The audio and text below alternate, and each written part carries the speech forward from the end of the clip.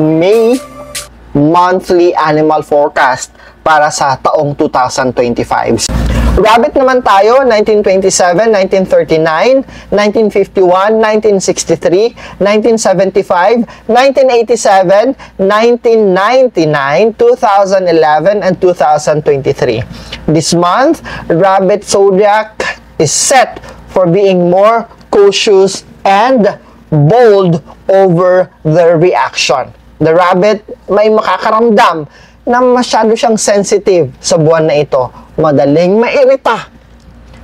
Prone sa tinatawag natin na miscommunication or na-overlook palagi, hindi napapansin. Okay? Napapasbay ka lang. Okay? You may be tempted to correct things. To explain yourself. Ipaliwanag inyong sarili. O di naman kaya sumali sa problema ng ibang tao para lang maitama kung ano ang kailangan maitama. Pero ngayong buwan na ito, please don't be involved on others' chaos and others' problem, on others' concern. Okay?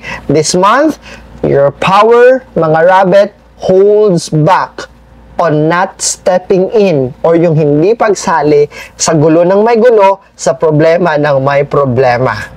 There are opportunities to travel or break your routine, but proceed with mindfulness. Dapat pinag-iisipan ng maigi. While the urge na to escape for these mga problema, mga issue, okay?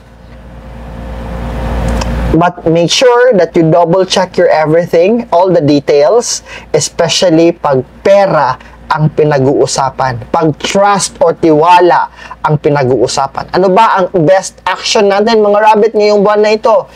Your best move this month is to defend your peace. Pangalagaan ang iyong kaisipan at kapanatagan. Your time and your clarity. Huwag magmadali sa mga malakihang desisyon. Don't take on others' emotional baggage. Huwag ka nang tumulong at makialam sa bigat ng problema ng ibang tao. Okay? Kasi mapapasubo ka lang. And don't feel the need to fill every silence with your thoughts. Kasi hindi lahat ng tao is willing to listen to you. Baka ma-misinterpret ka lang. Speak only when necessary. Speak only when you're truly clear. Kung klarong-klaro ka na. This is also the time to do your check twice. Pag-isipan mo muna 2-3 beses bago magsalita. Pag-isipan mo muna 2-3 beses bago kumilos. Pag-isipin mo muna bago makialam. Okay? Simula sa pagta-travel, you need to confirm the details, kasama na yung financial decision making, check all the numbers, check all the details. Okay? When it comes to emotional conversation, slip it on first bago mo i-resolba. The goal is not to be passive. It is about being precise sa kung anong desisyon ang gagawin mo. Kasi there are problems na kailangan lang tulugan mo muna para ma-resolba. Hindi kailangan mo muna itong resolbahin agad-agad. There are problems that okay lang na dumaan ng ilang araw para mabigyan ka pa ng oras at panahon ng mas makapag-isip ng tama at mas mahinahon. Yon. Pagdating sa pera at kayamanan, ang May para sa mga rabbit, ito dapat yung defensive, not offensive cycle ang gagawin natin. Iwasan ang mapusok na pagbili, yung palagang kating-kati ka bumili, especially if they're made out of your stress. Kung stress ka lang at naghahanap ka lang ng pampalubag loob, wag na wag iso-swipe yung card mo. Wag na wag huhugutin yung nakatawing pera na nakalaan para sa mas mahalagang bagay. Okay? If you're signing anything, if pipirma ka, utang or loan, or kontrata or deal, basahin mo muna twice, 3 times, or several times. And ask someone na tulungan ka to review the document bago mo ito pirmahan. Or else, pwede itong patibong para sa iyo. You may be tempted to say yes to something para lang iwasan ang konfrontasyon, para lang iwasan na makasakit ng damdamin. But clarity is more important. Mas maganda, maging totoo ka at magpakatotoo ka sa mga taong nasa harapan mo. Take time to ask more question bago ka muna mag-commit. Pagdating naman sa relasyon, mararamdaman mo sa buwang ito, you are misunderstood, you are overlooked, especially on a group settings or with other people na conversation na pwedeng mag-trigger na ma-over-explain mo yung sarili mo, ma-overshare mo yung sarili mo, o di naman kaya maka-overreact ka sa mga bagay-bagay sa inyong paligid. Okay?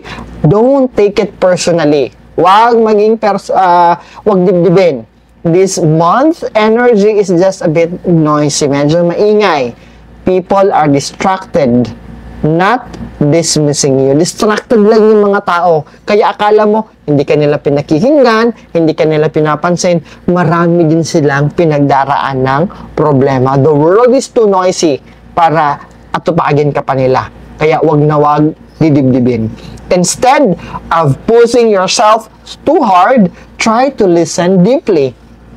O di naman kaya, try to speak with your mind, then respond na mas kalmado, na mas klaro.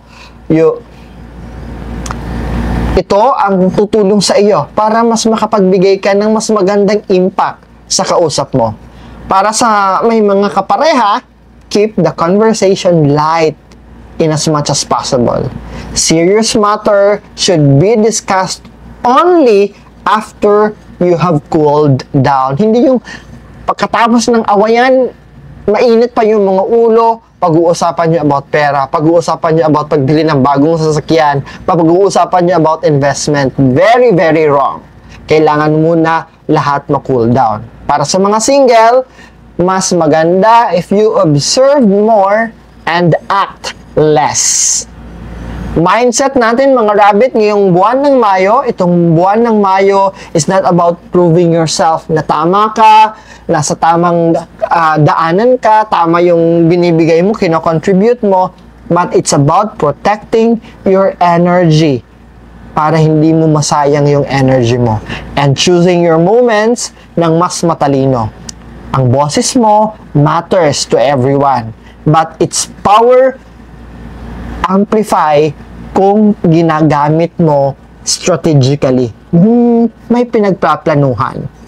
If you feel agitated, huminga ka muna. Mag-break ka muna. Lumabas ka muna. Maglakad ka muna. Kung natatrigger ka, kung naiinis ka sa mga pangyayari. Then respond afterward.